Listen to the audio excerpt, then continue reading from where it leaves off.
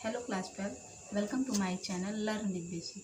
Class 12, जैसा कि मैंने पतंग का वीडियो पार्ट 1 आपको दे दिया है, आज मैं दूसरा पार्ट आपके लिए लेकर आई हूँ जो यहाँ पर है। और आप लोग प्लीज़ इसको शेयर, सब्सक्राइब और लाइक करिए ताकि ये वीडियो सब लोगों तक पहुँचे और सब लोगों को इसका लाभ मिले। तो चलिए ज़्यादा समय ना लेते हुए हम लोग आते हैं अपने टॉपिक पर और देखते हैं। देखिए, जन्म से ही वे अपने साथ लाते हैं कपास। इसके पीछे का वीडियो आप लोग प्लीज़ देख लीजिएगा तो आगे की बातें समझ में आएंगी। पृथ्वी घूमती हुई आती है उनके बेचैन पैरों के पास। जब वे दौड़ते हैं बेसुध, छतों को भी नर्म बनाते हुए, दिशाओं को मृदंग की तरह बजाते हुए। जब वे पेंग भरते हुए चले आते हैं डाल की तरह लचीले वेग से, अक्सर छतों के खतरनाक किनारों तक। यानी यहाँ पे कवि ने बच्चों के भाव को बताया है कि जब शरद ऋतु आ जाती है तो बच्चों में जो उत्साह होता है पतंग उड़ाने का, और पतंग के माध्यम से वो किन किन मनोभाव का उपयोग करते हैं, उन सारी चीज़ों को यहाँ कवि ने बताया है।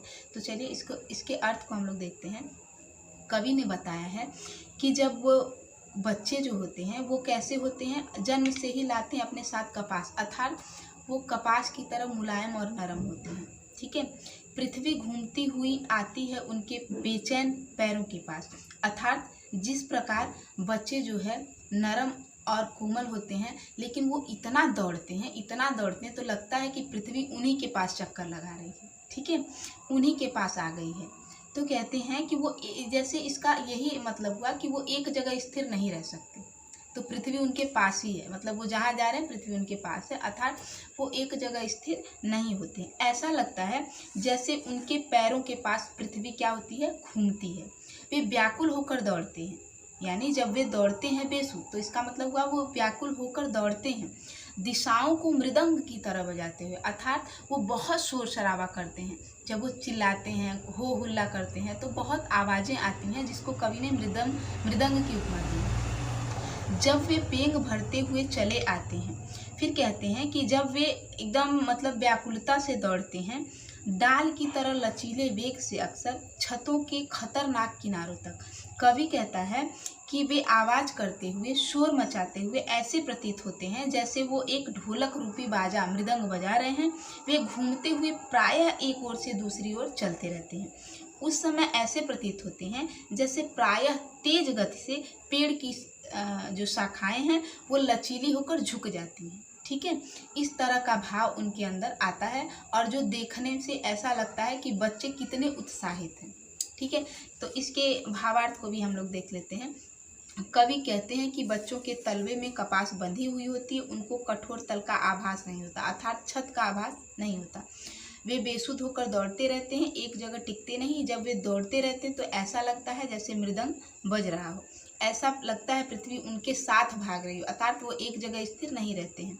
उनके लिए छत की कठोरता भी मुलायम है। कभी कभी वे छत के खतरनाक किनारों तक आ जाते हैं, मगर उनका लचीलापन उनको गिरने से बचा लेता है। जो लास्ट की लाइन थी तो उसका ये भावार्थ है, यहाँ पे आप देख सकते हैं। डाल की तरह लचीले वेग से, अक्सर छतों के खतरनाक किनारों तक, मतलब वो छतों के खतरनाक किनारों तक तो आ जाते हैं संयोगवश, लेकिन फिर वो वापस हो जाते हैं, मतलब उनमें इतना लचीलापन होता है। ठीक है, आगे देखिए। उस समय गिरने से बचाता है उन्हें सिर्फ उनके ही रोमांचित शरीर का संगीत। कवि कह रहा है कि जब बच्चे छतों के खतरनाक किनारों तक आ जाते हैं तो उनको उस समय वही बचाता है, यानी उनके शरीर का जो लचीलापन होता है वही बचाता है, अर्थात वो पतंग उड़ाते हुए चिंता रहित होते हैं, उनका ध्यान पतंग के उड़ान पे रहता है। लेकिन जब वो अचानक वो खतरनाक मतलब छत के खतरनाक किनारों पे आते हैं तो उनको आभास, संयोग ही उन्हें बचाता है, यानी उनके शरीर का जो रोमांचित, मतलब अब हम गिर जाएंगे तो उस हिसाब से वही चीज़ उनको रोमांचित करती है, यानी उनके शरीर, सिर्फ उनके ही रोमांचित शरीर का संगीत उन्हें बचाता है उन खतरनाक किनारों से। पतंगों की धड़कती ऊंचाइयां उन्हें थाम लेती हैं महज एक धागे के सहारे।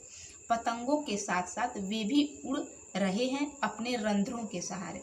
यहाँ पे कवि ने बताया है कि ऐसी स्थिति में केवल रोंगटे खड़े कर देने वाले अपने शरीर के संगीत से ही वे बच पाते हैं। यानी जैसे अचानक लगता है कि अब हम गिर ही जाएंगे, तो वो शरीर का ही संगीत होता है जिसके आधार पे वो बचते हैं। उनके द्वारा उड़ाई गई पतंग उन्हें बहुत ऊंचाई तक पहुंचाती है। वे पतंग को केवल एक धागे के सहारे पकड़े हुए रहते हैं और पतंग के साथ इतना खो जाते हैं कि मानो पतंग के साथ साथ वे भी उन्हीं छिद्रों के सहारे उड़ रहे हैं। रंध्रों मतलब क्या होता है? छिद्र। यानी उनको ये लगता है कि हम भी उसी तरह उड़ रहे हैं जैसे पतंग उड़ रही है। ठीक है, इसकी भावार्थ देखिए। कवि कहते हैं कि उस वक्त उनके शरीर की तत्परता तथा उनके उत्साह में जो लय होता है वही उन्हें गिरने से बचाता है। एक धागे के सहारे जो पतंग उड़ रही है, एक धागे के सहारे बच्चों को गिरने से रोक लेती है। बच्चे अपनी कल्पनाओं के सहारे पतंग के साथ उड़ते हैं। तो ये उसकी व्याख्या हो गई। आगे देखते हैं हम लोग। अगर वे गिरते हैं छतों के खतरनाक किनारों से और बच जाते हैं तब तो और भी निडर होकर सुनहले सूरज के सामने आते हैं। ठीक है, पृथ्वी और भी तेज घूमती हुई आती है उनके बेचैन पैरों के पास। यहाँ पे कवि क्या बता रहा है कि जो बच्चे हैं अगर वो कभी किनारों से गिरते हैं, मतलब अगर कवि के अनुसार पतंग उड़ाते हुए बच्चे अगर निडर और निर्भीक, मतलब अगर वो बच गए, उस किनारे से गिरने से अगर वो बच गए तो और भी निडर हो जाते हैं। और यदि वो मतलब बच गए तो वो क्या करते हैं कि पहले से और अधिक भय रहित हो जाते हैं। मतलब पहले तो ये एक डर था कि किनारे से गिर जाएंगे, लेकिन अगर वो बच जाते हैं तो फिर वो और भय रहित होकर और सूर्य के समक्ष आ जाते हैं, अर्थात पहले से भी और ज़्यादा खतरे से भरे हुए कार्य करने लग जाते हैं। इस प्रकार उनके पैरों के पास पृथ्वी और तेज घूमती है और ये ऐसा लगता है कि पृथ्वी उनके पैरों के पास ही पूरी तरह से घूम रही है।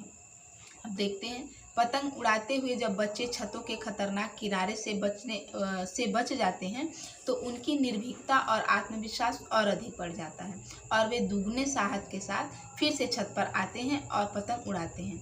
ऐसा लगता है दौड़ते भागते बच्चे दौड़ नहीं रहे हैं बल्कि पृथ्वी ही भाग रही है।